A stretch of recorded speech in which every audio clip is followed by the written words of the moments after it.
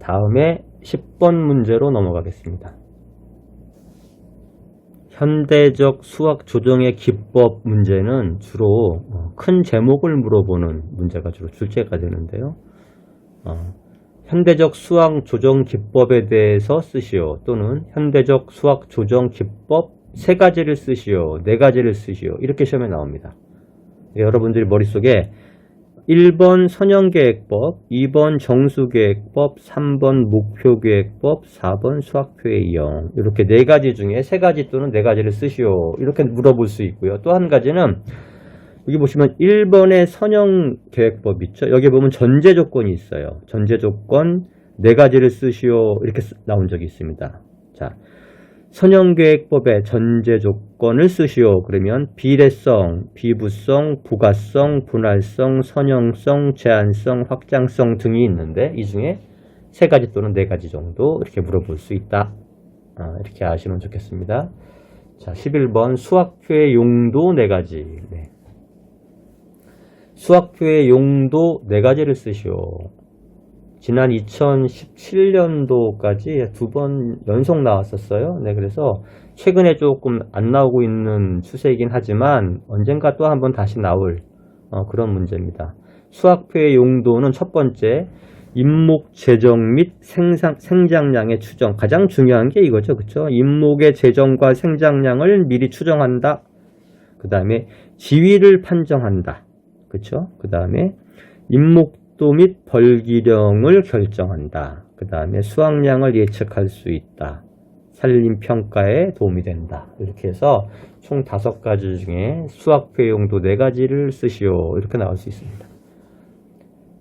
자, 12번 문제 이자의 종류. 자, 예전에는요 굉장히 잘 나왔습니다. 특히 산업기사 쪽에서 굉장히 잘 나왔어요. 물론 기사도 나옵니다. 네, 그래서 여러분들이 이제 계산 문제, 제가 이 강의 시작하기 전에 미리 말씀을 드렸지만 계산 문제를 복잡하게 생각하시면 안 돼요. 굉장히 단순하고 공식만 암기하면 누구나 맞출 수 있는 문제입니다.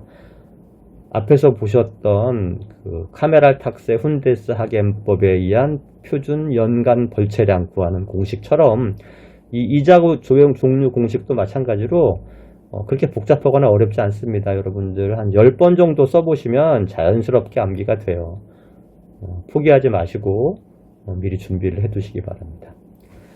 자, 이자의 종류에서 주로 이제 산업기사 같은 경우는 여기 복리산, 이 문제가 굉장히 잘 나옵니다. 그쵸? 그래서 V 곱하기 1.0pn 이런 공식인데 여러분들이 시험장에 가시면요, 우선 그 공학용 계산기를 준비물에 가지고 오라라고 돼 있긴 하지만 실제로 이 공학용 계산기를 안 가져가도 사실은 시험을 볼 수는 있어요. 왜 그러냐면 여기 보시면 밑에 계산식에 보면 1.06의 10승, 그쵸? 근데 요 값을 예를 들어서 구해라 그러면 여러분들이 이제 계산기를 가져가신 분들은 이 공학용 계산기를 가져가면 1.06 곱하기 10승이니까 계산기를 두들겨 보면 1.790847 뭐 이렇게 쭉 나가는데 소수점 넷째 자리까지 주어집니다. 그래서 예를 들어서 1.7908, 그쵸? 1.7908. 요 숫자를 시험장에서 문제지에 제공을 해줍니다. 그래서 예를 들어서 1.06의 10승은 얼마다, 이렇게 알려주고 있기 때문에 여러분들이 굳이 계산기가 사실은 공학용 계산기가 없어도 문제를 풀 수는 있어요. 그러니까 공학용 계산기 정말 쓰기 어려우신 분들은 안 가져가셔도 되고, 내가 평상시 공학용 계산기를 쓰고 있거나 집에 있으신 분들은 가져가세요. 네. 자, 물론 공학용 계산기가 있으면 계산하는데 조금 도움이 되고 빠를 수는 있습니다. 네. 그래서 일단 이 복리산을 얘기하다가 지금 이제 공학용 계산기 얘기가 나왔는데 복리산처럼 간단한 공식의 문제는 주로 산업기사 쪽에서 잘 나옵니다. 자, 그러면 여기 보시면 단리산, 복리산이 있고요. 밑에 보시면 유한 연년이자가 있고요. 그렇죠? 그 다음에 유한 정기이자가 있고 무한 연년이자가 있고 그 다음에 무한 정기이자가 있어요. 총 6가지 공식이 있죠. 네, 이 중에 최근에 나온 거는 2018년도에 무한 전기자 전가시 V는 1.0p n-1분의 r 이 공식에 의해서 답을 쓰는 문제가 최근에 나온 적이 있고요. 이거는 기사에서 나왔습니다. 자, 그래서 여러분들이 조금 복잡한 공식들, 예를 들어서 무한, 연년, 정기 이쪽은요 주로 기사 쪽에서 나오고, 그 앞에 있는 아까 얘기했던 후가식, 그냥 복리산 부분 있죠. 복리산의 후가식, 정가식, 그렇죠? 이 부분하고 유한 연년이자 정도는 제가 볼 때 산업기사 쪽에서 나올 수 있어요. 네, 그래서 여러분들이 적어도 6개 정도 공식만 정확하게 구분할 수 있으면 되니까 이것도 어렵다 생각하지 마시고 공식만 암기해 놓고 공식의 값을 주어진 대로 대입만 하면 되는 거죠. 네, 그래서 여기 있는 예제 문제들을 한 번씩 풀어보시면서 대비를 해 놓으시면 좋겠습니다. 12번 원가 방식에 의한 임지평가법. 원가 방법하고 두 번째 임지비용가법, 이 두 가지가 있는데 이 문제는 이제 최근에 나온 적이 없지만 제가 볼 때 기역, 니은, 디귿 중에 디귿번 있죠. N년 전에 임지를 구입하고 그 후 매년 임지 계량비와 관리비를 N년간 투입했을 때 임지 비용가법에 의해서 계산하시오. 이런 문제가 나올 수 있어요. 제가 볼 때 이 공식 정도는 여러분들이 좀 봐두시면 좋겠고요. 밑에 있는 예제 문제 있죠. 네, 이 문제를 한번 풀어보시면 정확하게 아마 이해를 하실 겁니다. 네. 자, 13번 수익 방식에 의한 임지평가 방법. 이건 굉장히 중요합니다. 계산 문제 중에 산림경영학에서 가장 복잡하고 어렵게 보이는 공식이 바로 이 임지기만가법에 의한 공식이죠. 네, 여러분들이 이 공식만 보면 이 복잡하네, 이거 외울 수 있을까 이렇게 생각하시겠지만 이 문제는 주로 5점 내지 6점짜리 문제로 출제가 됩니다. 계산 문제 중에서는 가장 고난이도의 문제이기도 하지만 가장 배점이 그만큼 큰 문제입니다. 지금 최근에 나온 거는 2019년도 3회차에 나왔는데요. 별이 지금 그쵸 많죠? 네. 최근 제가 알기로는 거의 2015년, 16년, 17년 계속 한 번씩은 나왔었어요. 2019년에 나오고 2020년도에 이 공식이 나오진 않았거든요. 그런데 제가 볼 때 2020년도에는 밑에 있는 14번에 임지기만가에 영향을 미치는 인자, 이 문제가 나왔어요. 그래서 결국은 제가 볼 때 올해 2021년도에 임지기만가법 이 계산 문제는 제가 볼 때 나올 확률이 굉장히 높습니다. 네, 그래서 여러분들 꼭 요 계산 문제만큼 공식은 꼭 암기를 하시는데요. 자, 이 공식을 보면 이렇게 구성이 되어 있어요. 임지기만가법은 이제 분모의 항목이 있고요. 분자의 항목이 있습니다. 분모의 항목은 1.0p-1 이렇게 되어 있는데 이거는 이자율을 얘기하는 거죠. 그렇죠? 그래서 이자율은 보시면 분모의 항목이죠. 그러면 나머지 분자의 항목들은 뭐가 있는지 살펴볼까요? 먼저 주벌수익 AU가 있고요. 그렇죠? 그 다음에 얘는 간벌수익이에요. 간벌수익이 있고요. 주벌수익과 간벌수익이 분모의 항목, 분자의 항목이죠. 그 다음에 이 간벌수익은 연도별로 쭉 이렇게 그렇죠? 누적이 되는 거고, 그 다음에 마이너스 항목이 하나 있는데 이거는 조림비죠. 조림비. 그렇죠? 조림비 항목. C는 조림비예요. 자, 이 공식에서 마이너스로 되어 있는 거는 조림비와 그 다음에 또 뭐 있죠? 관리비. 그렇죠? 조림비와 관리비가 마이너스 항목이죠. 자, 그러면 이제 이 문제를 여러분들이 풀 때 이 공식을 일단 한 10번 이상 써보세요. 그러면 자연스럽게 공식은 암기가 되고요. 아까 말씀드렸지만 1.0p의 n승, 이 값은 이자율에 대한 값은 주어진다 그랬죠. 그래서 그 주어진 값을 활용해서 계산을 하면 되는데 밑에 있는 문제를 한번 보실까요? 30년 벌기일 때 주벌수익은 420, 간벌수익은 20년 일 때 9만원, 25년 일 때 36만원을 얻을 수 있고 조림비는 30만원, 관리비는 12,000원, 이율은 6%. 여기에 있는 모든 분자와 분모의 항목을 다 주고 있죠. 값으로. 그럼 이 값을 이 공식에다가 분모와 분자로 구분해서 대입만 하면 돼요. 그러니까 쉽게 얘기하면 산수죠, 산수. 이건 수학도 아니에요. 그래서 여러분들이 공식만 암기하고 있다면 이 문제는 사실은 거저먹는 문제입니다. 굉장히 복잡해 보이지만 사실은 굉장히 단순한 문제예요. 그렇죠? 그래서 절대 계산 문제를 포기하지 말고 공식은 철저하게 암기를 하자. 그러면 여러분들이 고득점 하는데 아주 유리해집니다. 자, 문제가 이제 두 가지 방식으로 나옵니다. 임지기만값법을 계산하시오. 그러면 여기에 있는 문제처럼, 그쵸? 문제를 두고 공식에 대입해서 문제를 푸는 방식이 하나 있을 수 있고요. 또 한 가지의 문제의 방식은 여기 14번처럼 임지기만가에 영향을 미치는 인자에 대해서 설명하시오. 이게 두 번이나 나왔어요, 최근에. 총 보면 한 4번 정도 나왔고요. 제가 볼 때 이 두 문제는 서로 번갈아 가면서 나옵니다. 임지기만가 계산 문제가 한 번 나오면 그 다음에는 영향을 미치는 인자를 물어보고요. 영향을 미치는 인자를 이번에 물어봤으면 다음에는 계산 문제가 나온다. 이렇게 생각하시면 됩니다. 자, 영향을 미치는 인자, 이 인자에 대해서 설명하라 그러면 이 공식에 있는 분모의 항목과 분자의 항목이 어떻게 값이 변하냐 이것만 알고 있으면 돼요. 자, 정답은 이런 거죠. 첫 번째, 주벌수익과 감벌수익의 값이 크고 빠를수록 기만가는 커진다. 자, 주벌수익과 감벌수익은 분자의 항목이죠. 자, 분자의 항목이 커지면, 그쵸? 분자가 커지면 여러분들이 분모와 분자인데 분자의 값이 커지면 이 값은 같이 커지죠. 그쵸? 반대로 분모의 값이 커지면 최종 값은 작아지죠. 네, 이런 원리만 알고 있으면 여러분들 쉽게 이 인자에 대한 답은 쓸 수 있습니다. 두 번째 보시면 조림비와 관리비의 값이 클수록 기만가는 작아지죠. 왜 그럴까요? 조림비와 관리비의 값이 클수록, 자, 그러면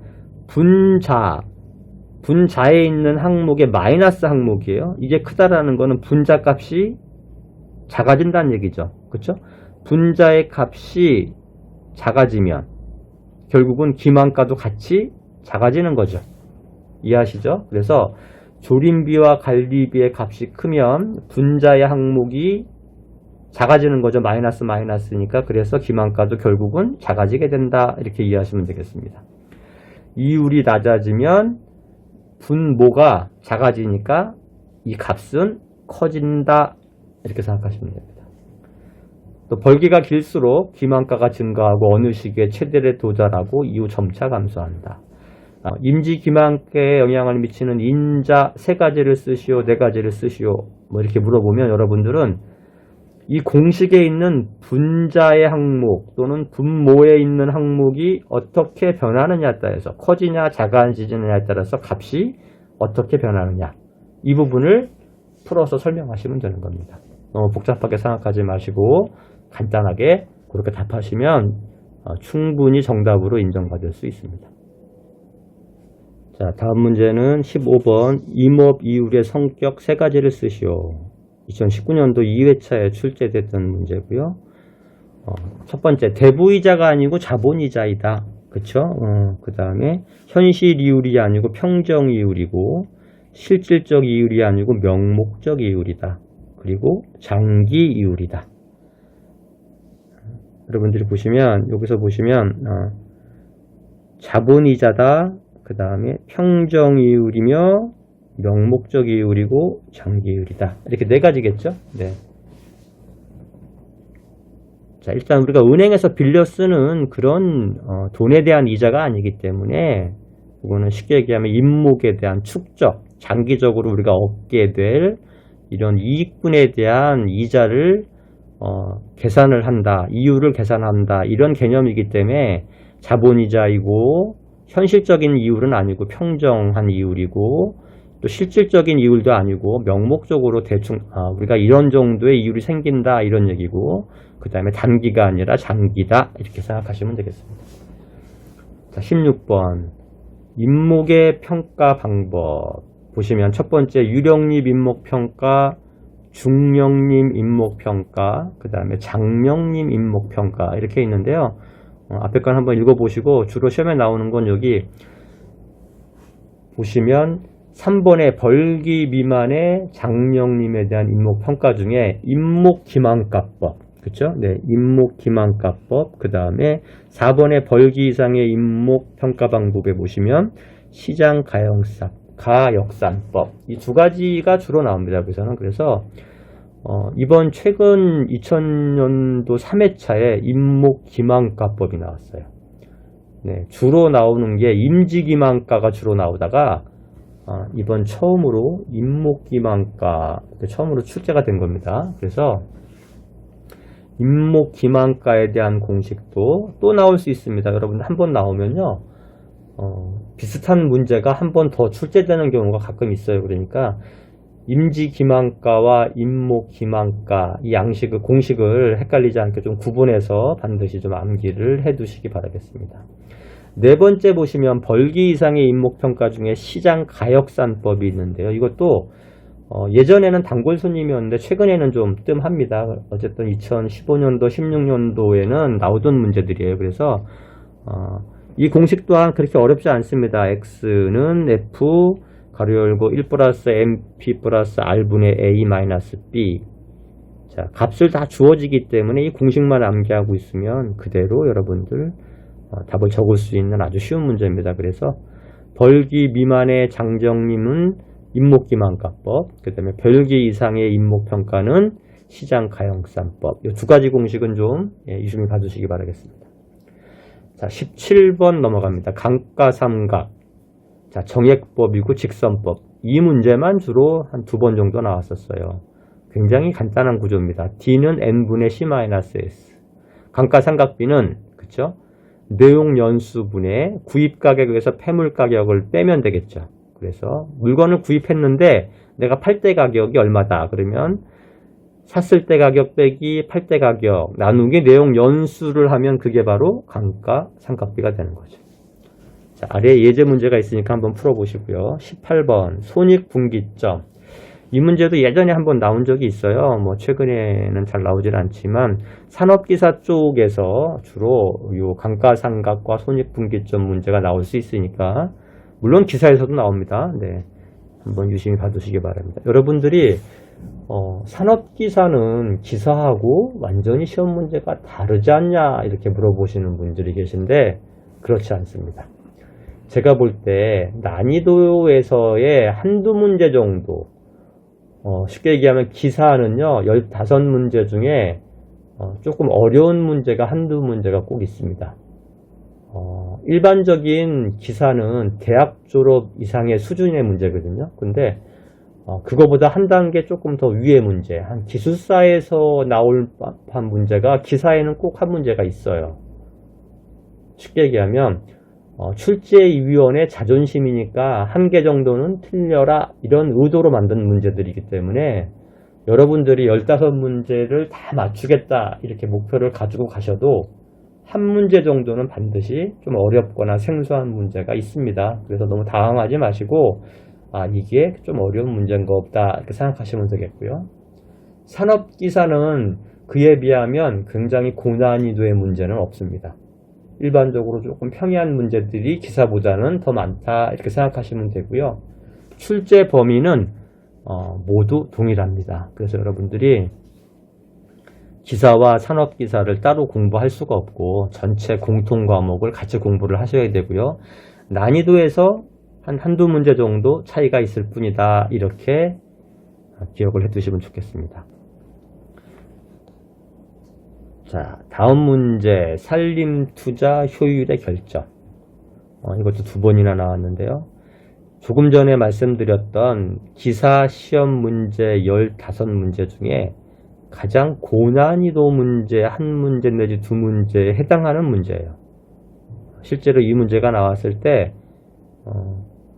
경영학이나 경제학을 공부하시는 분들은 뭐 쉽게 내용을 이해하고 접근할 수 있지만 일반인들은 조금 알기 어려운 그런 공식들이죠. 그래서 여러분들 이런 문제가 나올 수 있다. 물론 두 번이나 나왔습니다. 공식은 총 5가지가 있어요. 여기 보시면. 그래서 이 중에서 주로 나오는 거는 요 3번. 예, 순현재 가치법. 그쵸? 시간 가치를 이제 순현재 가치법, 그 다음에 수익 비용률법, 내부 투자 수익률법 3가지는 다 시간 가치가 들어갑니다. 그래서 공식에 보시면 여기 시그마 부분이 다 들어가 있죠. 네, 이게 들어가 있다라는 거는 이 공식의 시간 가치를 고려한다. 이렇게 이해를 하시면 되고, 먼저 3번째 순현재 가치법은 투자 결과 발생하는 현금 유입을 일정한 할인율로 할인해서 얻은 현재가와 투자 비용을 할인하여 얻은 현금 유출의 할인가를 비교하는 방식인데요. 순현재 가치법은 여기서 보시면 R이요. 그쵸? R이 연차별 현금 유익, 수익을 얘기하는 거고, 유입이고, C는 비용이에요. 그러니까 수입에서 비용을 빼고 이거를, 그쵸? 이자율로 나누는 거죠. 할인율, 이자율이니까. 그래서 여러분들이 이 공식을 여러 번 써보면 그렇게 어렵진 않습니다. 네, 그래서 순현재 가치법에 대한 이해를 먼저 하나 해두시고요. 그 다음에 또 나왔던 문제가 여기 보시면 5번 내부 투자 수익률법. 네, 이 공식이 나왔어요. 그런데 여러분들 재밌는 거 3번의 순현재 가치법과 그쵸? 5번의 내부 투자 수익률법은 공식이 같아요. 생긴 공식은 같은데 단지 다른 건 뭐냐면 순현재 가치법에서는 현재가가 0보다 큰 투자안을 투자할 가치가 있는 평가한다. 그러니까 이 현재가가 0보다 크면 이거는 투자할 가치가 있다. 이렇게 보는 공식이고요. 5번에 보면 내부 투자 수익률법은 투자에 의해서 장래에 예상되는 현금 유입의 현재가와 현금 유출의 현재가를 같게 하는 할인율을 말하는데 여기서는 P, 그쵸? 이 이자율이죠. 이 P가 바로 내부 투자 수익률이 되는 거예요. 그래서 투자로 인한 IRR, 그쵸? 내부 투자 수익률과 기업에서 바라는 기대 수익률을 비교해서 요 IRR이 더 클 때 투자 가치가 있다. 이렇게 생각하는 거죠. 네, 그래서 일반적으로 요 내부 투자 수익률법은 국제금융기관에서 널리 사용하는 공식이다. 이렇게 보시면 되겠습니다. 자, 굉장히 복잡하고 어려워 보이지만 사실은 뭐 조금 깊이 들어가 보시면 그렇게 또 큰 차이가 있지는 않아요. 그래서 대략적인 개념, 그 다음에 공식 이렇게만 좀 3번, 5번이 주로 출제가 됐었습니다. 그래서 그렇게 좀 이해를 해두시면 좋겠습니다. 다음 20번 문제. 이것도 단골 손님이었어요. 그동안 2018년도에도 한번, 19년도에도 한번, 근데 2000년도에 안 나왔거든요. 내년에, 그러니까 올해죠. 올해 한번 더 나오지 않을까 이렇게 보여지고요. 자, 생각보다 그렇게 어렵지 않습니다. 연년 생장량과 평균 생장량을 비교하시오. 아니, 또는 표를 그리고 설명하시오. 이렇게 주로 나옵니다. 그래서 오른쪽에 있는 이 연년 생장량과 평균 생장량의 이 그래프, 그쵸? 이게 연년 생장량이고요. 그 다음에 밑에 있는 게 평균 생장량이. X, Y축을 보시면 생장량과 연령으로 되어 있죠. 예, 그래서 자, 이 표가 의미하는 거는 연년 생장량은 처음에 커졌다가, 그쵸? 급격하게 내려가죠. 연령이 높아짐에 따라 내려가죠. 근데 평균 생장량은, 그쵸? 완만하게 올라가서 가장 높을 때가 언제냐 하면 연년 생장량과 만날 때, 이때가 평균 생장량이 가장 높을 때죠. 그 다음에 또 하얀 곡선을 그린다. 그래서 여러분들이 이 부분에 대한 포인트, 연년 생장량과 평균 생장량이 만날 때 극대점에서, 그쵸, 평균 생장량의 극대점에서 두 곡선이 만난다. 이런 점을 좀 한번 유의해 두시고요. 그래서 먼저 그래프를 그리고 이 그래프를 그냥 설명하면 되는 거예요. 처음에는 연년 생장량이 평균 생장량보다 크다. 그쵸? 그 다음에 연년 생장량은 평균 생장량보다 빨리 극대점을 갖는다. 그쵸? 여기죠? 네. 평균 생장량의 극대점에서 평균 생장량의 극대점에서 두 생장량의 크기는 같다. 여기죠? 네. 평균 생장량이 극대점에 이르기까지 연년 생장량이 평균 생장량보다 크다. 당연하죠. 임목은 평균 생산량이 극대점에 이를 때 벌채하는 게 좋다. 네, 여기 보시면, 그쵸? 그래서 평균 생장량이 만나는 지점, 이 극대점에서 벌채를 하는 게 좋다. 이렇게 해서 연년 생장량과 평균 생장량 그래프를 그리고 설명하시오. 이런 문제가 나올 수 있습니다. 21번의 생장률 보겠습니다. 자, 생장률은 이제 주로 나오는 게요. 요 달리산보다는 요 밑에 있는 프레슬러, 슈나이더 요 문제들이 주로 출제가 되는데요. 달리산 중에서 아주 간단한 2점짜리 문제로 여기 정기 평균 생장량 문제가 나온 적이 있어요. 네. 이것도 그렇게 어려운 거 아니죠. n분의 v-v. 그러니까 50년이 문제를 한번 볼까요? 50년이 벌기령일 때 생산량이 100, 40년일 때 86이다. 정기 평균 생산량을 구하시오. 이렇게 나온다는 얘기죠. 그러면 50년일 때가 100이고 40일 때가 10이니까 그쵸? 그 연수가 차이가 10년이죠. 10년. 그러니까 10분의 100-86이면 10분의 14니까 정기 평균 생장량은 얼마씩 1.4세제곱미터씩 컸다. 잘한다. 이렇게 보시면 되는 거죠. 자, 그 다음에 두 번째, 이제 이게 중요한 문제입니다. 프레슬러 공식, 슈나이더 공식. 이 중에서도 프레슬러가 잘 나와요. 이게 지금 최근에 18년도, 19년도, 2000년도 해마다 한 번씩 꼭 나오죠. 네, 그러니까 여러분들 이 공식만큼은 올해 또 나온다 이렇게 보셔야죠. 네. 자, 전에는 슈나이더 한 번, 프레슬러 한 번 번갈아 나왔었는데 요즘은 계속 프레슬러가 주로 나옵니다. 자, 그래서 30년 된 소나무 제적이 얼마 80세제곱미터일 때 35년일 때 100일 경우 프레슬러 공식에 의한 생장률을 구하시오. 이렇게 문제가 주어집니다. 그러면 위에 있는 이 공식을 여러분들이 암기를 하고 있으면 답을 구할 수 있죠. 프레슬러란 사람이 이 공식을 도용하면 이 공식으로 적용을 하면 생장률을 정확하게 추정할 수 있다. 이렇게 지금 자기가 가상의 공식을 만들어 놓은 거예요. 그래서 여러분들이 이 공식에 뭐 큰 의미가 있거나 그러지 않고요. 여러분들이 이 공식을 암기하고 적용을 하면 생장률을 구할 수 있다. 이렇게 이해하시면 되겠습니다. 자, 슈나이더 공식도 한번 봐두시기 바랍니다. 전에는 나왔던 문제들이에요. 이것도 그렇게 어렵지 않습니다. 주어진 공식에 의해서 상수 값을 주면 그대로 상수 값을 적용해서 계산만 해주면 풀리는 문제가 되겠습니다.